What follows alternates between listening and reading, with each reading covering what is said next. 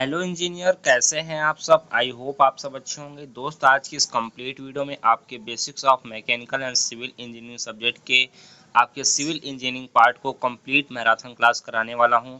इस complete video में जितने भी टॉपिक्स आपको सिविल इंजीनियरिंग पार्ट में देखने को मिलते हैं, इस सभी टॉपिक को आपको अच्छे से क्लियर कराने वाला हूँ। तो वीडियो में अंत तक बने रहिएगा।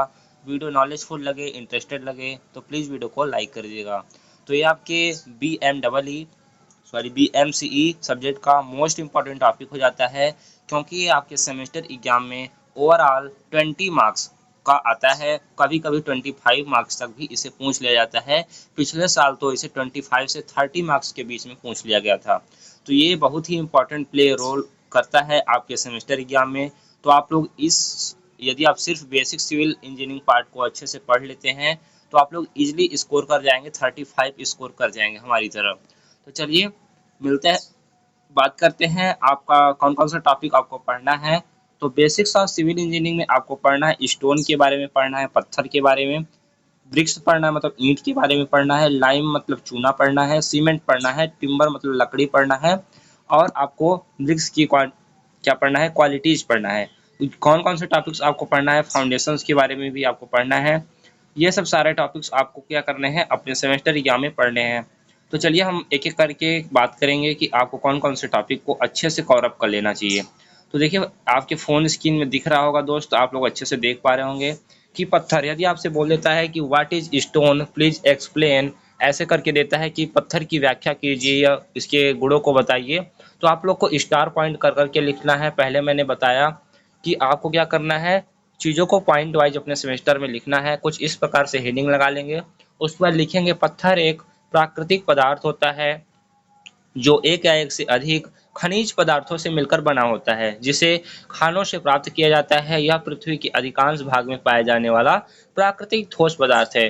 तो यह क्या है, एक प्रकार का प्राकृतिक ठोस पदार्थ है जो अधिक से अधिक खनिज पदार्थों से मिलकर बना होता है, और यह पृथ्वी के अधिकांश भागों में पाया जाता है। दोस्त, आप लोगों ने देखा होगा कि कई जगह पे पत्थर के क्या होते हैं, पूरे पूरे पहाड़ होते हैं। तो आप कह सकते हैं कि पृथ्वी के अधिकांश भाग में ये पाए जाते हैं। तो आपसे पूछा जाता है तो कुछ इस प्रकार से आप लोग स्टार्टिंग में लिखेंगे। उसके बाद इसके प्रॉपर्टीज के बारे में देखिए, सेकंड पॉइंट आप लोग क्या बना सकते हैं। तो आपके सेमेस्टर एग्जाम में आप क्या लिखेंगे, पत्थर का प्रयोग मानव जीवन में बहुत पहले से होता आ रहा है। सर्वप्रथम मानवों ने पत्थर का प्रयोग औजार तथा आग की उत्पत्ति से भी पत्थर की महत्वता क्या है, जुड़ी हुई है। तो यदि आपको पत्थर के बारे में व्याख्या करने के लिए आता है तो आपको कम से कम 2 पेज तो लिखना ही होगा। तो इस प्रकार से आपका ये सेकंड पॉइंट हो जाएगा कि आग की उत्पत्ति से पत्थर की महत्वता मानवों के लिए बहुत पहले से जुड़ी हुई है, बहुत पहले से इसका प्रयोग होता आ रहा है। देखिए यहाँ पे लिखेंगे, अधिक पुराने किले पत्थर से ही निर्मित हैं। कुछ उत्तम आकार के पत्थर मूल्यवान होते हैं, जैसे कि ग्रेफाइट हो गया, संगमरमर हो गया। तो ये आपको तीसरा पॉइंट आपको अपने कॉपी में मेंशन करना है, यदि आपको स्टोन से रिलेटेड कुछ भी पूछा जाता है तो। और उसके बाद हम प्रॉपर्टीज ऑफ पत्थर एक महत्वपूर्ण इंजीनियरिंग पदार्थ है, सिविल इंजीनियरिंग का महत्वपूर्ण पदार्थ है। तो यदि आपसे पूछा जाता है प्रॉपर्टीज ऑफ स्टोन, पत्थर के गुणत्व के बारे में पूछा जाता है, तो आप लोग फर्स्ट पॉइंट में लिखेंगे, अच्छे इमारती पत्थर की क्रशिंग स्ट्रेंथ 100 न्यूटन पर मीटर स्क्वायर से अधिक नहीं होना चाहिए। ये चीज़ आपको क्या करना है, याद कर लेना है दोस्त। उसके बाद सेकेंड पॉइंट में लिखेंगे, पत्थर को तोड़ने पर चमकीले कण दिखाई देने चाहिए। ये आपकी क्या होनी चाहिए, प्रॉपर्टी होनी चाहिए आपके, क्या, पत्थर की क्वालिटी का क्या होनी चाहिए, उसको तोड़ना है तो उसमें से चमकीला कण आपको क्या करना चाहिए, दिखाई देना चाहिए। पत्थर क्या होना चाहिए, सामर्थ्यवान व टिकाऊ होना चाहिए। मतलब कि पत्थर को क्या होना चाहिए, मजबूत होना चाहिए, कहने का मतलब ये है। और टिकाऊ होना चाहिए मतलब कि ज़्यादा दिनों तक चलना चाहिए। ऐसा नहीं है कि पत्थर बहुत ज़्यादा कमज़ोर है और उसको कहीं पे आप फाउंडेशन के लिए क्रिएट कर रहे हैं, लगा रहे हैं, तो पत्थर ईजिली क्या हो रहा है, ब्रेक हो जा रहा है, टूट जा रहा है। तो ऐसा पत्थर नहीं होना चाहिए। पत्थर को क्या होना चाहिए, सामर्थ्यवान होना चाहिए। और उसके बाद पत्थर भंगुर नहीं होने चाहिए। मतलब कहने का मतलब कि पत्थर को किसी भी प्रकार से कहीं पे रखने पर वो क्या होना चाहिए, किसी भी प्रकार से, जैसे कि पत्थर क्या होता है, चूर्ण के रूप में परिवर्तित नहीं होना चाहिए। कहने का मतलब ये हुआ। और एक नेक्स्ट पॉइंट लिखेंगे, पॉइंट नंबर 5 में आपको देखने को मिलेगा। तो यहाँ पे लिखेंगे कि एक अच्छे पत्थर को 24 आवर्स पानी में रखने पर उसका भार 0.60% से ज़्यादा नहीं सोखना चाहिए, उसके भार का।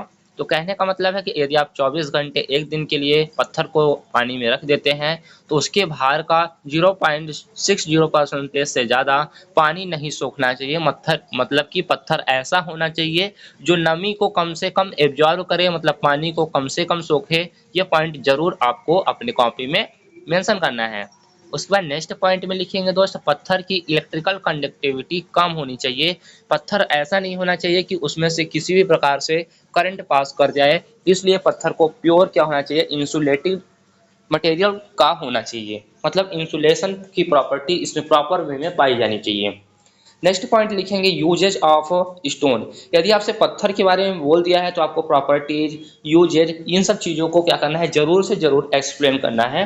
तो देखिए, पत्थर का प्रयोग आप लोग सिविल इंजीनियरिंग के यदि क्षेत्र में बात करेंगे तो उसका प्रयोग आपको रेलवेज में देखने को मिल जाएगा, सड़क मार्ग में देखने को मिल जाएगा, फ्लोर में मिल जाएगा, आर्टिफिशियल स्टोन तथा सीमेंट कंक्रीट बनाने में किया जाता है। प्यारे साथियों, मेरे प्यारे साथियों, नेक्स्ट पॉइंट में आप लोग को क्या लिखना है, बिल्डिंग में नमी रोकने के लिए तथा सजावट व सुंदरता के लिए पत्थर का प्रायः क्या किया जाता है, यूज किया जाता है।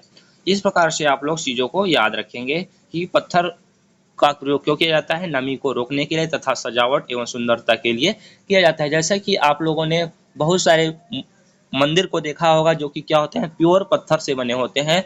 तो एक प्रकार से आप कह सकते हैं कि जो आपके मंदिर खूबसूरत लगते हैं वो आपके पत्थर की ही देन है, क्योंकि पत्थर में ही ऐसी डिजाइन हो सकती है कि वो क्या कहते हैं, अपने बैड इफेक्ट को न दिखाकर अपने अच्छे इफेक्ट को दिखाते हैं तथा काफ़ी सुंदरता को, सजावट को बढ़ा देते हैं।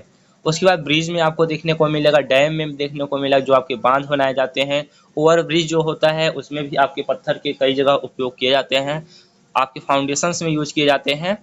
तो अन्य जलीय संरचनाओं में अच्छे पत्थर का प्रयोग जल अवशोषण कम करने के लिए किया जाता है। तो इतने पॉइंट को आप लोग इजीली क्या करेंगे, अपने कॉपी में ऐड करेंगे।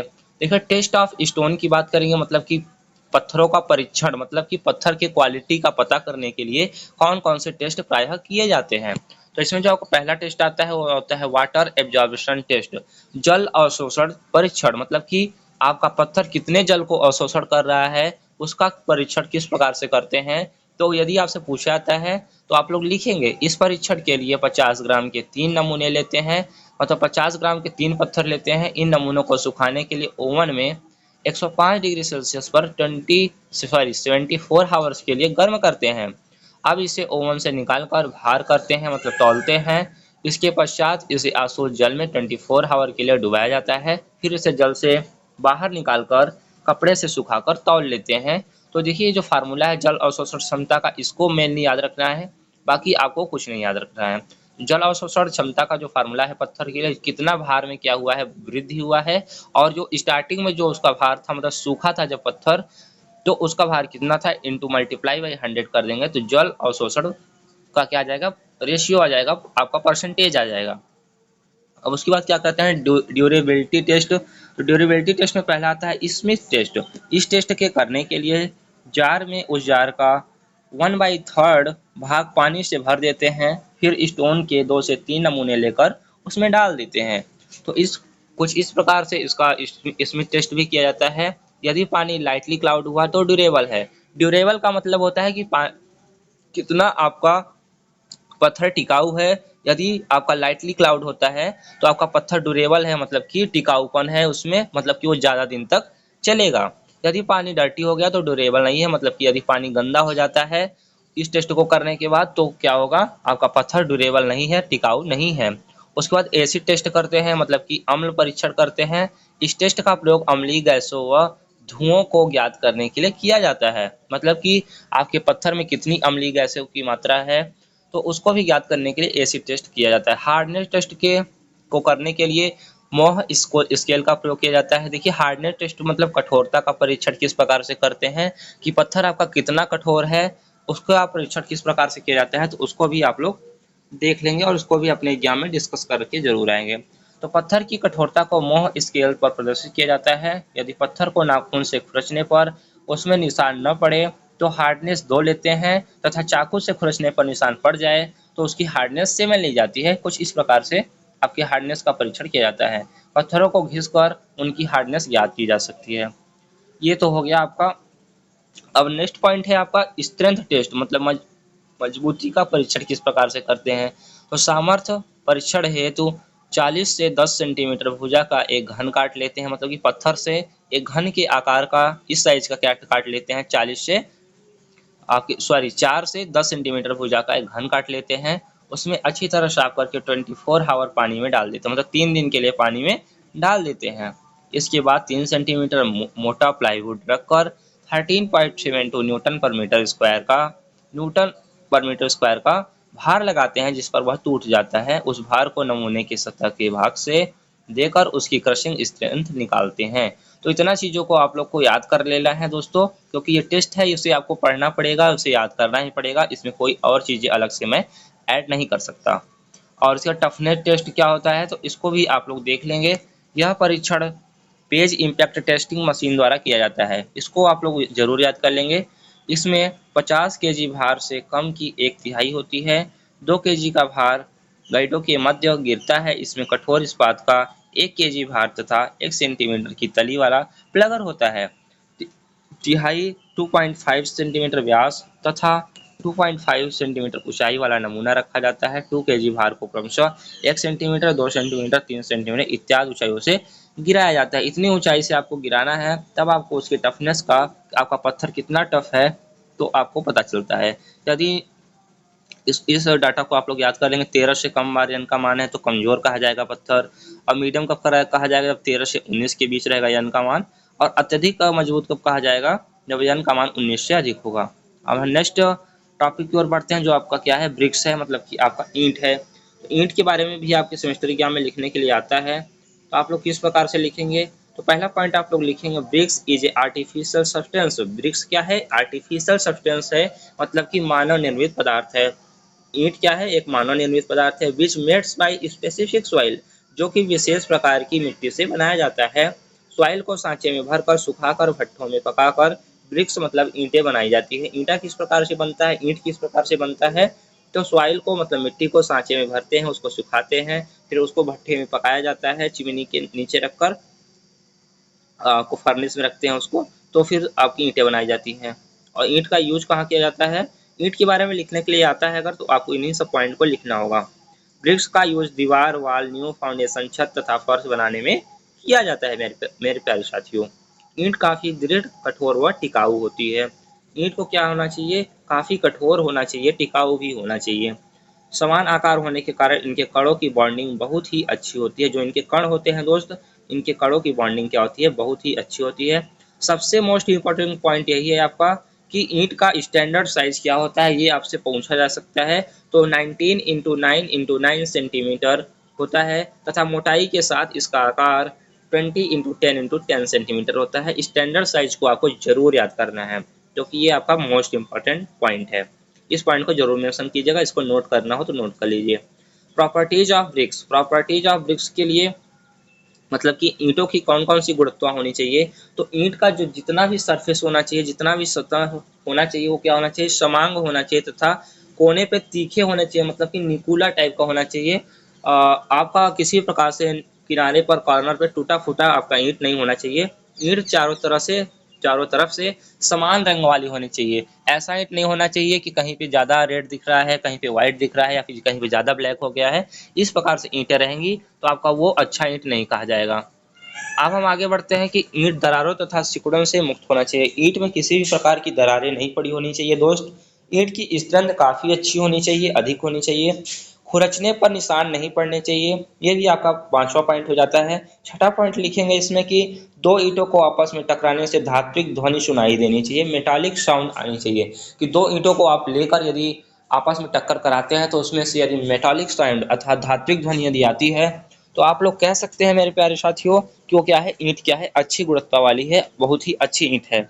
उसके बाद 24 आवर्स पानी में भिगोए रखने पर अपने भार का 15% पानी नहीं सोखना चाहिए। इस पॉइंट को भी याद रखेंगे। 1.5 मीटर की ऊंचाई से छोड़ने पर ईंट को टूटना नहीं चाहिए। यदि आप किसी ईंट को 1.5 मीटर की ऊंचाई से जमीन पर छोड़ रहे हैं, तो उसको टूटना नहीं चाहिए, इतनी उसकी स्ट्रेंथ होनी चाहिए। और हम बात करेंगे इसका यूज कहाँ पे किया जाता है, तो भवन निर्माण में, फर्श निर्माण में, सड़क, नाले, छत इत्यादि जगहों पे आपका क्या किया जाता है, इसका प्रयोग किया जाता है। ईंट की गिट्टी, चूना कंक्रीट में, देखिए ईंट को बनाने में कौन कौन से चीज़ें लगती हैं, तो इसको मैं याद करने का आपको एक ट्रिक बता देता हूँ। इसको याद करना है कि ईंट किन किन चीज़ों से मिलकर बना होता है, कौन कौन सी चीज़ें पाई पाई जाती हैं आपके ईंट में। तो आपको SSC LIM याद कर लेना है। क्या याद करना है? SSC LIM। एस मतलब सिलिका, एस सेकेंड एस मतलब सिल्ट, सी मतलब क्ले, एल मतलब लाइम, आई मतलब आयरन ऑक्साइड, एम मतलब मैग्नीज। देखिए सिलिका 30 से 35%, सिल्ट जो होता है 20 से 35%, क्ले जो होता है या फिर इसे एलुमिना भी कहा जाता है, ये 20 से 30%, लाइम मतलब जो चूने की मात्रा होती है बहुत ही कम होती है, 2% तक आप लोग कंसीडर कर सकते हैं। आयरन ऑक्साइड जो पाया जाता है आपके ईंट में वो होता है 3 से 5%, और जो मैंगनीज पाया जाता है वो सबसे कम पाया जाता है, 1% के रूप में पाया जाता है। तो आप SSC LIM को याद रखेंगे तो आपको पता चल जाएगा कि ईंट आपका किन किन मेधावी घटकों से मिलकर बना है। इसका स्क्रीनशॉट लेना चाहे तो ले सकते हैं।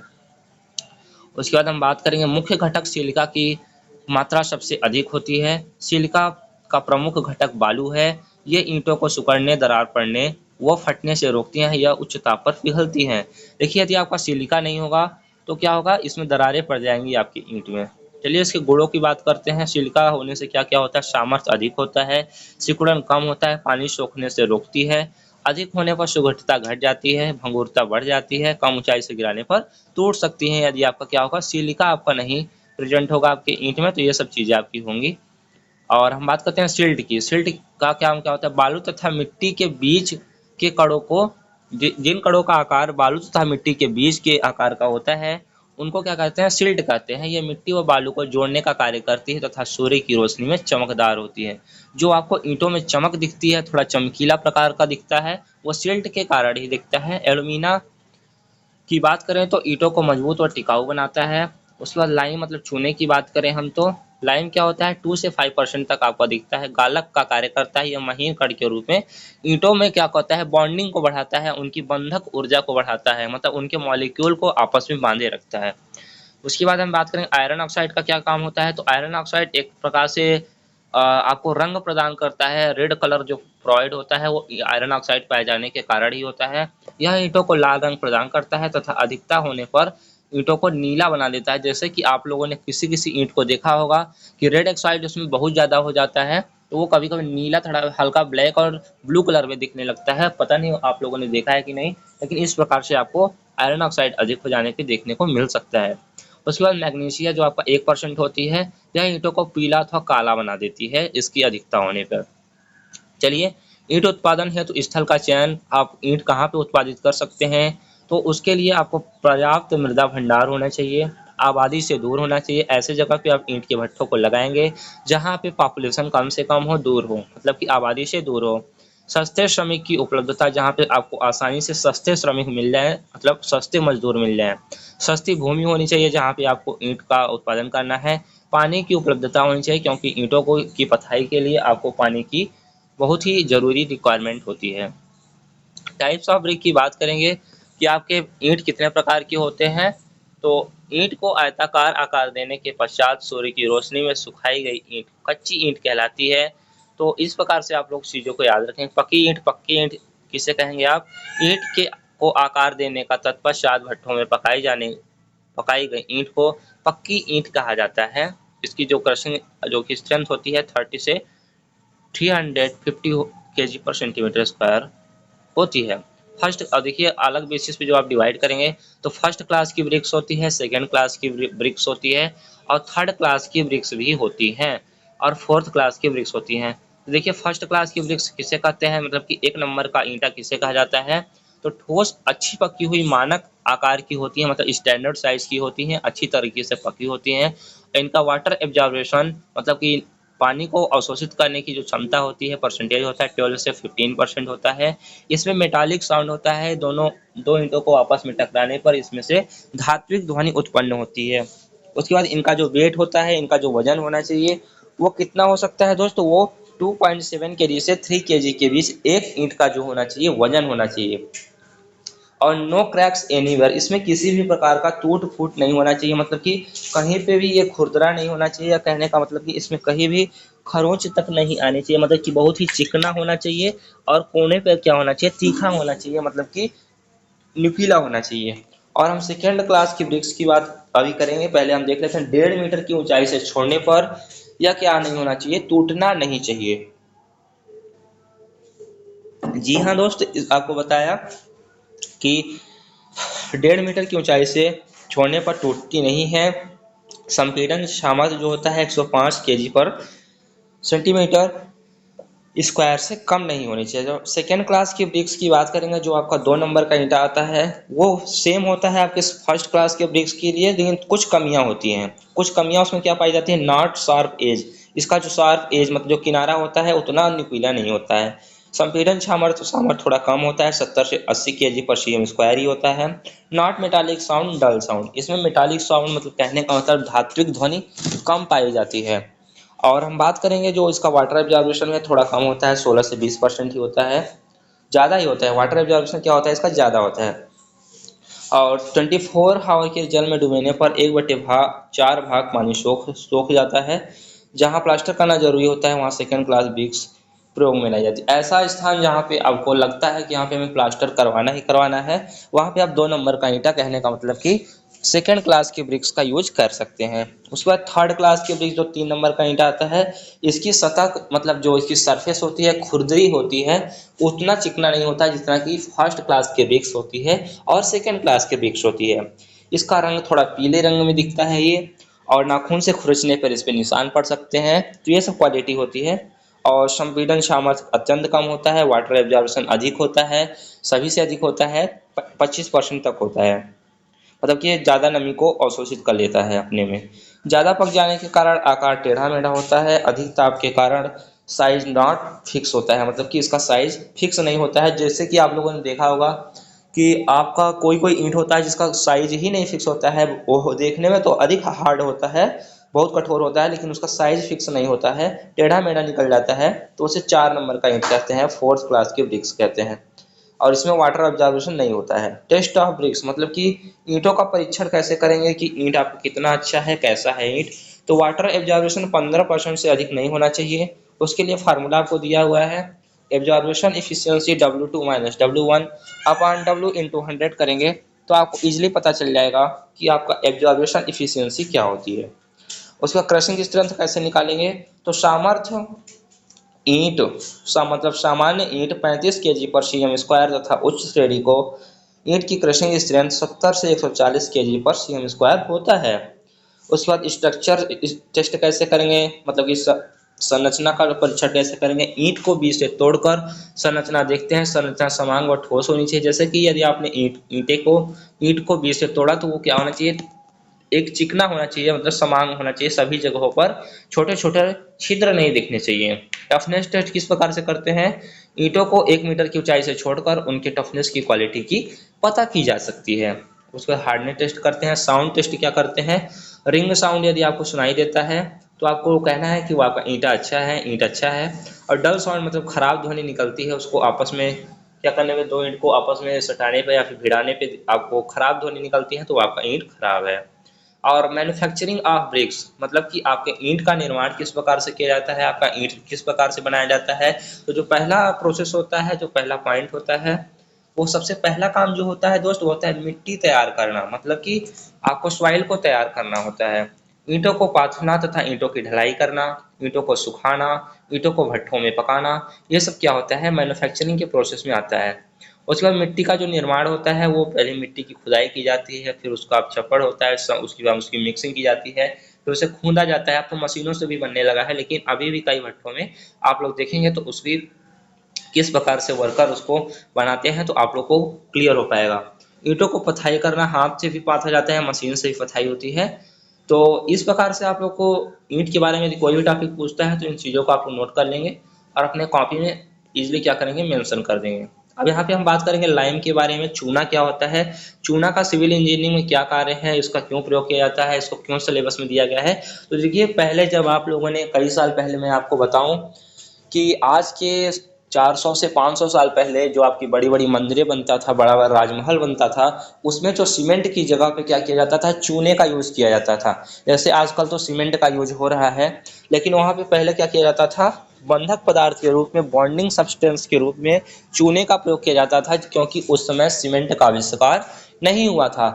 और तभी आप देखेंगे कि उसकी बॉन्डिंग स्ट्रेंथ बहुत ज़्यादा होती है, सीमेंट से भी ज़्यादा होती थी, लेकिन वो कॉस्टली पड़ने के कारण, मतलब उसकी उपलब्धता कम होने के कारण यहाँ पे सीमेंट का जो आविष्कार किया गया वो सही माना जाता था, सही माना जाता है अभी भी। तो यह एक बंधक पदार्थ है जो पत्थर तथा ईंटों को आपस में जोड़ने का कार्य करता है। कहने का मतलब इसका सिविल इंजीनियरिंग में क्या काम है, जैसे आप सीमेंट की जगह पे चूने का भी प्रयोग करेंगे तभी आपकी पत्थर की जुड़ाई हो या फिर ईंट की जुड़ाई हो आसानी से की जा सकती है। लेकिन यहाँ पे आपको देखने को कम मिलता है, क्योंकि यहाँ पे इसकी उपलब्धता कम है, इसकी कॉस्ट भी आपको हाई पड़ जाएगी आपके सीमेंट की अपेक्षा में। तो चूने का विशेष गुण यह है कि यह सूखने पर सिकुड़ता है तथा टिकाऊ होता है। देखिए कि जो आपके पुराने मंदिर होंगे, कोई बहुत पुराना मंदिर होगा या फिर बहुत पुराना राजमहल होगा किसी का, बहुत पहले का, तो उसके देखेंगे तो वो क्या होता है, बहुत टिकाऊ होता है। उस बिल्डिंग को गिराना बहुत ही क्या होता है, पॉसिबल नहीं होता है, क्योंकि देखेंगे तो हजार हजार से हजार हजार वर्षों पूर्व कई मंदिर बने हुए हैं और अभी तक वो गिरे नहीं है। इसका कारण यही है कि उनमें जो पत्थर के बीच में बॉन्डिंग सब्सटेंस के रूप में यूज किया गया है वो चूना यूज किया गया है दोस्त। और हम बात करेंगे, चूना सीमेंट की अपेक्षा देर से जमता है। इस अवगुण को दूर करने के लिए 5 से 10% सीमेंट मिलाया जाता है। देखिए ये देर से तो जमता है, लेकिन इसकी बॉन्डिंग जो सब्सटेंस होता है, प्रॉपर्टी होती है जो बाइंडिंग की, वो आपकी काफ़ी अच्छी होती है। तो इस प्रकार से आप लोग लिखेंगे, अपने पॉइंट वाइज लिखेंगे चीज़ों को, तो आप लोग कहीं ना कहीं बेहतर स्कोर की ओर बढ़ेंगे मेरे प्यारे साथियों। और हम चूने का वर्गीकरण पढ़ लेते हैं। क्या हो गया, चूने का वर्गीकरण करेंगे तो ये 3 टाइप्स के होते हैं। पहला होता है प्योर लाइम मतलब शुद्ध चूना, दूसरा होता है लीन लाइम जिसे कहते हैं अशुद्ध चूना, उसके बाद हाइड्रोलिक लाइम कहने का मतलब है जलीय चूना। तो शुद्ध चूना क्या होता है, शुद्ध चूना किसे कहते हैं, इस प्रकार के चूने समुद्री शंख से बनाए जाते हैं। इसमें 95% तक कैल्शियम ऑक्साइड होता है। इसे सफ़ेद चूना भी कहते हैं। जब जल मिलाते हैं तो यह बुझने लगता है। इतना चीज़ें आपको यदि कहता है कि चूने का वर्गीकरण कीजिए, तो आपको सीधा तीनों को बताना है, तीनों के बारे में एक्सप्लेन कर देना है, इतना आपका सफिशिएंट होगा। और प्रॉपर्टीज ऑफ प्योर लाइम की बात करेंगे, यह धीरे धीरे बुझता है, सफ़ेद रंग का होता है, पानी मिलाने पर तेजी से बुझता है। यह वायुमंडल में CO2 से क्रिया करके CaCO3 कैल्शियम कार्बोनेट बनाते हैं। तो इतना चीज़ें हो गई। उसके बाद उदासीन चूना या फिर अशुद्ध चूना आप कह सकते हैं। इस चूने का बंधक गुण कम होता है, इसमें 30% से अधिक क्ले होता है, मतलब मिट्टी पाया जाता है। इसका रंग मटियाला सफ़ेद होता है, या मतलब प्योर सफ़ेद नहीं होता है। यह बुझने में अधिक समय लेता है, जल्दी से नहीं बुझता है। कहने का मतलब है दोस्त कि अब नेक्स्ट पॉइंट में देखेंगे जलीय चूना क्या होता है। इसमें क्ले तथा फेरस ऑक्साइड होता है। यह पानी के अंदर हवा की अनुपस्थिति में जम जाता है मेरे प्यारे साथियों, इसलिए इसे जलीय चूना चूना कहते हैं। इसकी प्रॉपर्टी क्या होती है, पानी के अंदर जम जाता है, रंग पूर्णतः सफ़ेद नहीं होता है, पानी के साथ पेस्ट बनाता है अर्थात घुलनशील नहीं होता है। उसके बाद क्लासिफिकेशन ऑफ लाइन करेंगे, जैसे कि अलग अलग, जैसे अभी क्लास ए का ब्रिक देखे थे, मतलब ईंट देखे थे, क्लास बी का देखे, सेकेंड क्लास के ब्रिक देखे थे, उसी प्रकार इसे 4 टाइप में 5 टाइप में बांटा गया है। तो इसके आप लोग इसको नोट करना चाहें तो कर सकते हैं, बाकी ये उतना इम्पोर्टेंट नहीं। इन 3 चीज़ों को आप लोग एक्सप्लेन कर देंगे तो इतना आपका सफिशियंट होगा। चूने का उत्पादन किस प्रकार से किया जाता है, चूना बनाया किस प्रकार से जाता है, उस पर हम बात कर लेते हैं। देखिए शुद्ध चूने पत्थर को जलाने पर प्राप्त होते हैं, जलीय चूना ग्रंथिक कंकड़ को जलाकर बनाया जाता है। जैसे शुद्ध चूना जो होता है वो पत्थर को बहुत ही हाई टेम्परेचर पे क्या किया जाता है, बर्न किया जाता है, जलाया जाता है, तब जाके आपके चूने का निर्माण होता है। तो पत्थर को जलाना पंजाबी भट्ठा में भी होता है, आंतरिक भट्ठा होता है, निरंतर भट्ठा होता है। चूने पत्थर को बुझाने के लिए हवा द्वारा बुझाया जा सकता है, पानी को में डुबोकर या फिर चबूतरे पर बुझाया जा सकता है। तो देखिए कैसे प्राप्त होता है, तो पंजाबी भट्ठा या फिर आंतरिक भट्ठा या फिर निरंतर भट्ठा पे इसे जलाकर चूने को पत्थर को बनाया जाता है। अब हम बात करेंगे चूने का प्रयोग आपको क्यों है, चूने का प्रयोग कहाँ कहाँ किया जाता है। तो दीवारों की सफ़ेदी के लिए चूने का उपयोग सीमेंट बनाने में। देखिए सीमेंट में जो सबसे अधिक मात्रा होता है वो चूने का ही होता है। तो चूने का सीमेंट बनाने में, मतलब सीमेंट उद्योग में भी चूने का उपयोग किया जाता है। चूने का उपयोग चूना कंक्रीट बनाने में भी किया जाता है। मृदा का स्थिरीकरण करके मिट्टी का सड़क बनाने में, डिस्टम्पर जो आपका पेंट आता है डिस्टम्पर का, उसमें भी चूने की मात्रा होती है।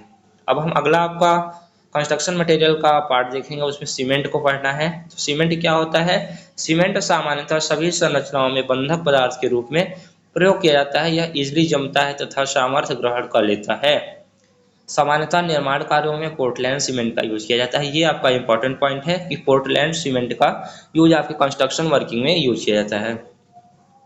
और ये कौन कौन सी चीज़ें आपकी होती है, रॉ मटेरियल क्या क्या होता है आपके सीमेंट में। तो चूना होता है 62%, सिलिका होता है SiO2 जिसे कहते हैं 22%, एल्यूमिना Al2O3 5%, कैल्शियम ऑक्साइड आपका 4%, iron oxide Fe2O3 3%, calcium oxide MgO 2%, sorry magnesium oxide है ये, और गंधक होता है 1% और क्षार जो होता है वो कितना 1%।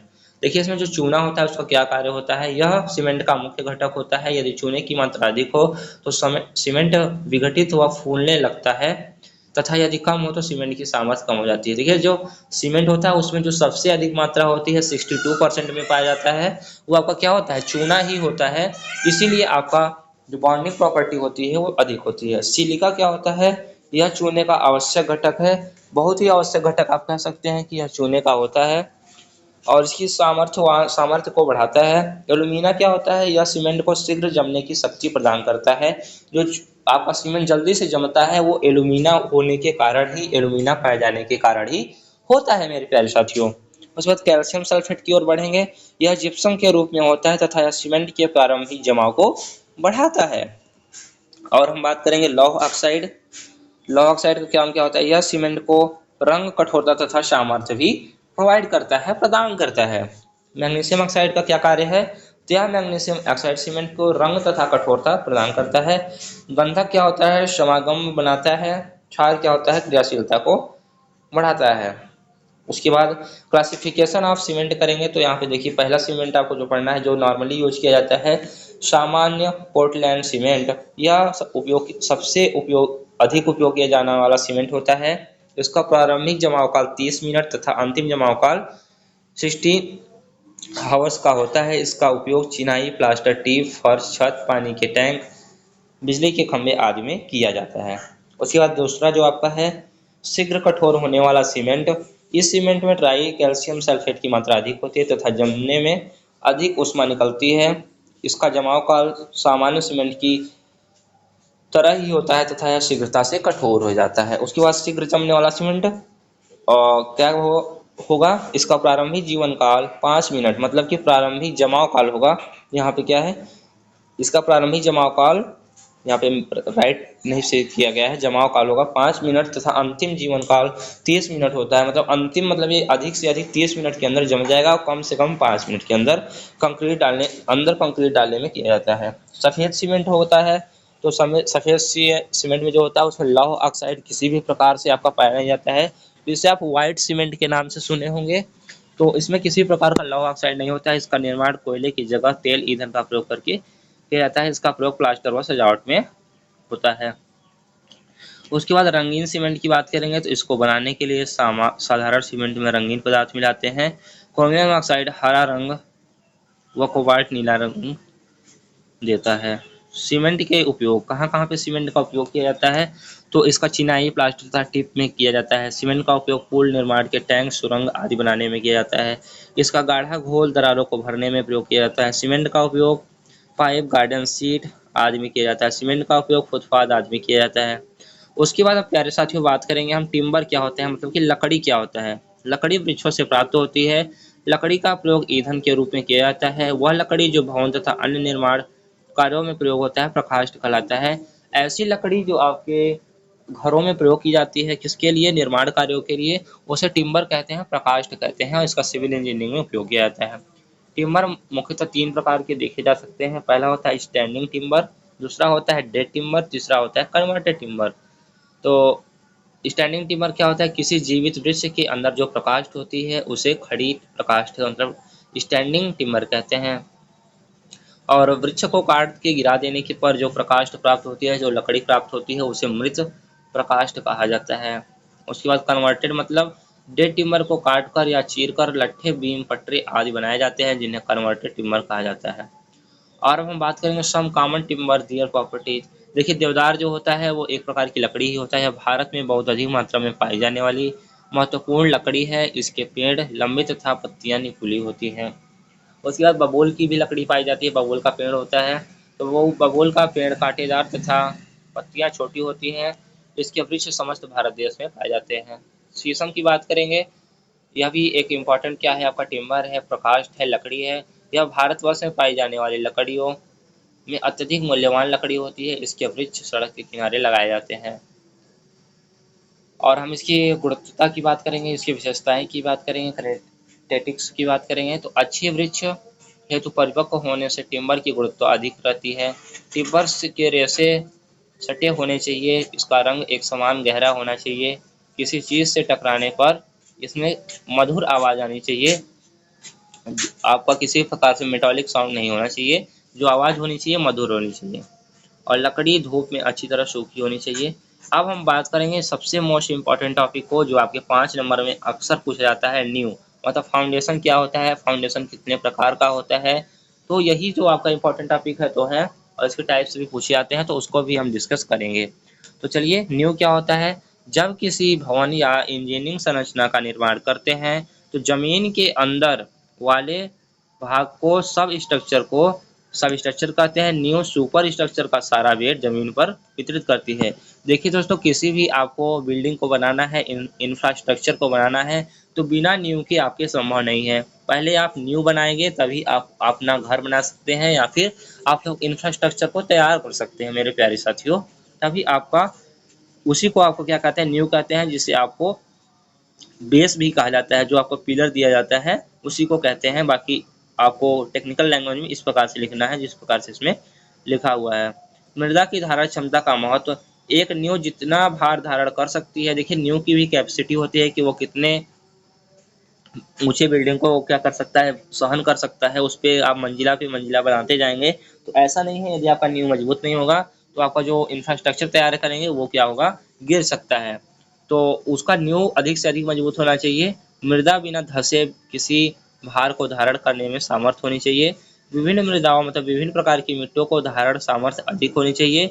इसलिए नींव की डिजाइन इस प्रकार करते हैं कि उस पर लगने वाला उसकी धारण क्षमता से कम हो। तो इस प्रकार से different types of bearing capacity को देखेंगे। बियरिंग कैपेसिटी भी पूछा जा सकता है। देखिए, नींव के आपके प्रकार की बात करें तो एक आपका होता है गहरी नींव होता है, एक होता है उथली नींव होता है। तो गहरी नींव क्या होता है, जिसको अधिक गहराई तक आपको बनाया जाता है, मतलब कि उसकी खुदाई जो की जाती है नींव को बनाने की अधिक होती है, तो उसे गहरी नींव कहते हैं। उथली नींव क्या होता है, जिसको कम ही ऊंचाई तक, कम ही गहराई तक खना जाता है, खुदाई की जाती है और उसके बाद उसमें फाउंडेशन तैयार कर दिया जाता है। तो ये दो टाइप्स के आपको इजली पाइल फाउंडेशन भी होता है। तो इन सब सारी चीज़ों को आप लोग पढ़ लेंगे। उसके बाद बेयरिंग कैपेसिटी की बात करेंगे तो ultimate bearing capacity safe bearing capacity होता है। देखा, अल्टीमेट बेयरिंग कैपेसिटी इतना इंपॉर्टेंट नहीं है, फिर भी आप लोग देख लेंगे। नींव के तल पर किसी इकाई पर बल लगने वाला न्यूनतम भार जिस पर मिट्टी धंस जाती है या विफल हो जाती है उसे मिट्टी की अल्टीमेट बेयरिंग कैपेसिटी कहते हैं। इसे क्यूएफ से डिनोट करते हैं। सेफ बेयरिंग कैपेसिटी का फॉर्मूला देख लेंगे, ultimate bearing capacity upon factor of safety. उसके बाद need of foundation for machine.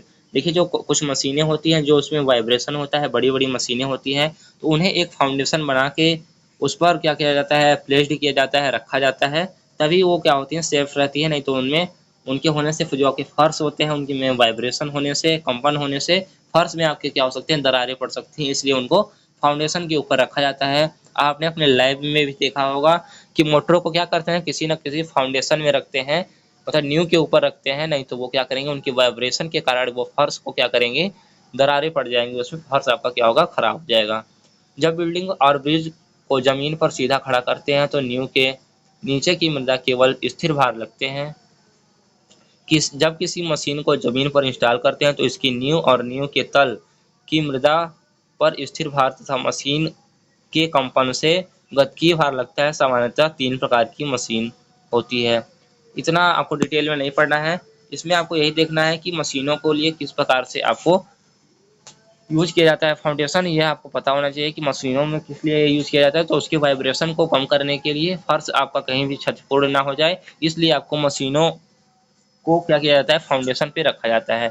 वह मशीन जो एक निश्चित समय के बाद असंतुलित बल उत्पन्न करती है, वह मशीन जो आघात या टक्कर भार उत्पन्न करती है, वे मशीन जिनकी स्पीड बहुत अधिक होती है। ये 3 टाइप्स की मशीन यदि है तो इन तीनों के लिए आपके लिए क्या किया जाता है, फाउंडेशन बनाया जाता है। बाकी ये आपका मोस्ट इंपॉर्टेंट डायग्राम मैं बता रहा हूँ। इस डायग्राम को यदि आपसे पूछा जाता है कि वाइब्रेटिंग मशीन के लिए किस प्रकार से नींव पर रखा जाता है। तो इस प्रकार का डायग्राम आपको ड्रा कर देना है। ऊपर मशीन दिखा देना है, नीचे आपको क्या दिखाना है, फाउंडेशन दिखाना है, उसके नीचे जो कंक्रीटिंग की गई है मिट्टी के नीचे उसको भी दिखा देंगे। ये डायग्राम जरूर ड्रा कर देंगे। और हम बात करते हैं foundation for heavy light and vibrating machine. ये भी आपका इंपॉर्टेंट टॉपिक्स है। The selection of foundation based on types of machine. Compressor machine हो गया, रेसिप्रोकेटिंग मशीन हो गया, ये दो टाइप्स के मशीन होते हैं। इनमें भी क्या किया जाता है, वाइब्रेटिंग मशीन के लिए आपका क्या किया जाता है, यूज किया जाता है। और हम बात करेंगे मशीन फाउंडेशन के विश्लेषण में निम्न टर्म्स ध्यान रखते हैं। जो आपका पहला टर्म्स है, स्थिर भार के लिए न्यू शियर फेल्यूर में सुरक्षित होनी चाहिए, जमीन में धंसनी नहीं चाहिए, गतिकी भार के लिए रेजोनेंस नहीं होना चाहिए। कहने का मतलब है दोस्त मेरे प्यारे साथियों कि यह ऐसी जमीन होनी चाहिए, मतलब ऐसा न्यू होना चाहिए कि यह जमीन में किसी भी प्रकार से धंसना नहीं चाहिए। और मिट्टी की क्या विशेषता होनी चाहिए, विभिन्न प्रकार की मिट्टियों की धारण क्षमता अलग अलग होती है, यह रंध्र अनुपात पर डिपेंड करता है। नींव की क्या विशेषता होनी चाहिए, तो मिट्टी की धारण क्षमता नींव के प्रकार, वृत्ताकार, वर्गाकार, आयताकार नींव पर की गहराई, शेप तथा साइज पर डिपेंड करती है। और क्या भूमिगत जल के स्तर की स्थिति, भूमिगत जल के स्तर में परिवर्तन के कारण मृदा की बेयरिंग कैपेसिटी परिवर्तित हो जाती है। तो इतना आपका 3 पॉइंट हो गया। चौथा पॉइंट है सेटलमेंट ऑफ स्ट्रक्चर। यदि बैठाव कम होता है तो मिट्टी की धारण क्षमता अधिक हो, और बैठाव यदि अधिक होता है तो धारण क्षमता कम हो जाती है। उसके बाद आपको आरसीसी के बारे में पढ़ना है दोस्त। आपको क्या क्या बताया मैंने, पत्थर पढ़ना है, ईंट पढ़ना है, सीमेंट पढ़ना है, चूना पढ़ना है, टिम्बर पढ़ना है, फाउंडेशन पढ़ना है और आरसीसी के बारे में पढ़ना है, रीइंफोर्स्ड सीमेंट कंक्रीट के बारे में पढ़ना है। तो सीमेंट कंक्रीट के बारे में पढ़ेंगे। सिविल इंजीनियरिंग के निर्माण कार्यों में सीमेंट कंक्रीट एक महत्वपूर्ण पदार्थ होता है। यह सीमेंट, बालू और वाटर का मिक्सचर होता है। देखिए जो बालू और पानी का मिक्सचर होता है, बालू सीमेंट और पानी का जो मिक्सचर होता है उसे सीमेंट कंक्रीट कहते हैं। और यदि जो आपका जो बालू, सीमेंट, गिट्टी ये सब मिला के जिसमें सरिया भी होता है, जिसमें पिलर बनाते हैं, इससे आपको छत ढाला जाता है, आरसीसी का होता है, वो रीइंफोर्स्ड होता है, मतलब कि उसमें सरिया का भी यूज किया जाता है। तो आरसीसी में और सीमेंट कंक्रीट में क्या अंतर है, तो आरसीसी में आपका क्या यूज किया जाता है, सरिया भी यूज किया जाता है, मतलब कि लोहे की रॉड भी यूज की जाती है। जबकि सीमेंट कंक्रीट आप किसे कहेंगे, आप सिंपली आप लेंगे बालू, सीमेंट और पानी का मिक्सचर होगा, उसी को आप सीमेंट कंक्रीट कहेंगे। तो इन सब चीज़ों को देख लेंगे। Material used in cement concrete, तो क्या सीमेंट यूज किया जाता है, तो 4 संगठनों का उपयोग किया जाता है। सीमेंट हो गया आपका, बालू हो गया, गिट्टी भी मिला लेते हैं और पानी हो गया, बस इतनी चीज़ें मिलाई जाती हैं। तो सीमेंट क्या होता है, सामान्य कार्यों में साधारण पोर्टलैंड सीमेंट का उपयोग किया जाता है। यह एक कट्टा मतलब कि 50 किलो भार का होता है, मतलब एक बोरी लगता है। गिट्टी का यूज क्यों करते हैं, तो गिट्टी में मोटे गिलावे के रूप में गिट्टी का प्रयोग किया जाता है। साधारण कार्यों के लिए 12 से 40 तक गिट्टी का प्रयोग किया जाता है। गिट्टी की साइज को याद रखेंगे कि सीमेंट कंक्रीट में 12 से 40 की गिट्टी का उपयोग कर सकते हैं। जो बालू क्या होता है, या महीन मिलावे के रूप में बालू का प्रयोग आपके सीमेंट कंक्रीट में किया जाता है। पानी का प्रयोग किया जाता है क्योंकि उसके मिक्सचर को आसानी से बनाया जा सके। कंक्रीट अनुपात क्या होता है, तो कंक्रीट अनुपात आप देख लेंगे 1:1:2 और 1:1:2:4 अधिक सामर्थ्य के लिए होता है। कंक्रीट सीमेंट आपको देखेंगे, तो कंक्रीट सीमेंट को देखेंगे तो यहाँ पे अलग अलग सामर्थ्य वाली होती है। इसके संगठनों का अनुपात दिया है और इसका जो मिक्सिंग किया जाता है वो मशीन से भी, देखिए आपने जो मसाला बनते हुए देखा होगा, उसकी हाथ से भी मिक्सिंग की जाती है और मशीन से भी मिक्सिंग की जाती है। तो हाथ में मैनुअली होता है, मतलब कि आदमी आप लोग तो अपने से करते हैं और फावड़े की सहायता से 4 से 5 बार अच्छी तरह मिलाया जाता है, जबकि मशीन के द्वारा इजीली आपका हो जाता है। और आपको वाटर सीमेंट रेशियो भी पढ़ लेना है कि सीमेंट और जल का अनुपात कितना होना चाहिए, ये भी इंपॉर्टेंट टॉपिक है, तो इसको आप लोग देख लेंगे वाटर सीमेंट रेशियो को। तो मिलते हैं नेक्स्ट वीडियो में। आपको वीडियो कैसा लगा जरूर बताइएगा, तब तक के लिए जुड़े रहिए। थैंक्स फॉर वॉचिंग, मिलते हैं नई वीडियो में।